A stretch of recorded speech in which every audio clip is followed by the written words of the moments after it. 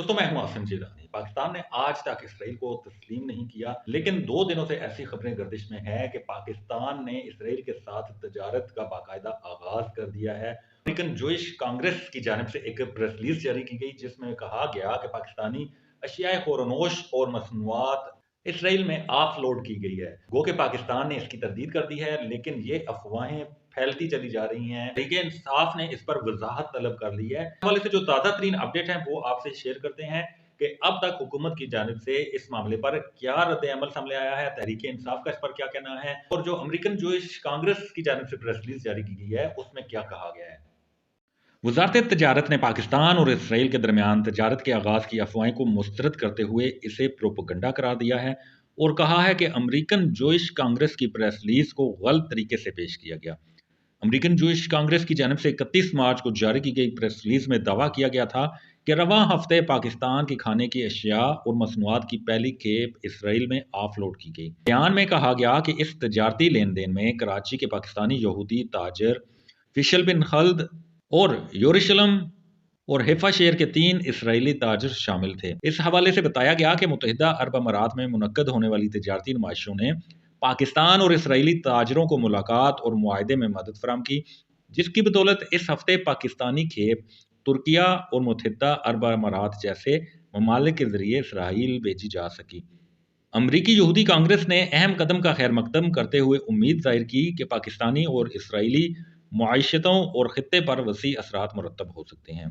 अमरीकी यहूदी कांग्रेस ने 2005 में अपने अवामी सफारतकारी के इक़दामात को याद करते हुए कहा कि अमरीकी कारोबारी और सियासी शख्सियत जैक रोजन के इक़दामात की बदौलत पाकिस्तान और इसराइल के दरमियान सफारती और इक़्तिसादी पेशरफ्त मुमकिन हुई थी। इस हवाले से एलामिया में कहा गया कि 18 साल कबल इस इकदाम की बदौलत पाकिस्तान और इसराइल के दरमियान तजारत पर कदगन लगाने वाले लाइसेंस खत्म कर दिए गए थे और 12 सितंबर 2005 को इसराइल की हुकूमत ने ऐलान किया था कि इसराइली ताजर बरादरी के लिए पाकिस्तान से अशिया के दरामदी लाइसेंस को ख़त्म कर दिया गया है।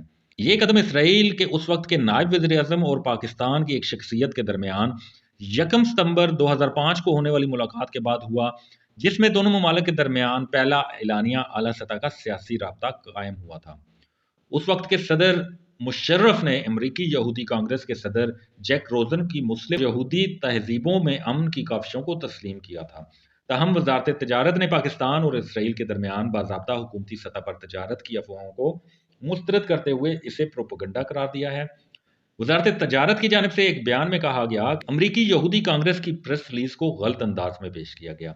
वजारत तजारत का कहना है कि इसराइल के साथ हमारे कोई तजारती ताल्लुकात हैं और ना ही हम कोई ऐसा इरादा रखते हैं। एक यहूदी पाकिस्तानी ताजर 3 ताजरों से खाने की नुमाइश के दौरान बैरून मुल्क मुलाकात की थी और उनकी ज़ाती हैसियत में खाने की अशिया के नमूने अरब अमारात के जरिए भिजवाए गए। बयान में कहा गया कि हुकूमत पाकिस्तान की तरफ से इसकी हमायत नहीं की गई और ना ही कोई बैंकिंग या सरकारी चैनल इसका हिस्सा था।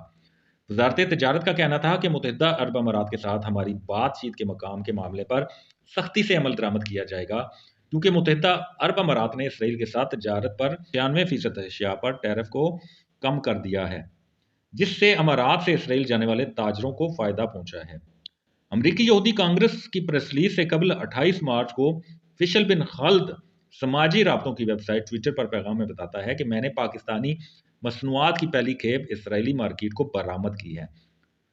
उन्होंने अपनी इस तजारत की वीडियो भी शेयर की थी, जिसमें खजूरों, मेवे और मसाले देखे जा सकते थे और इस वीडियो को 6.5 लाख लोग देख चुके हैं।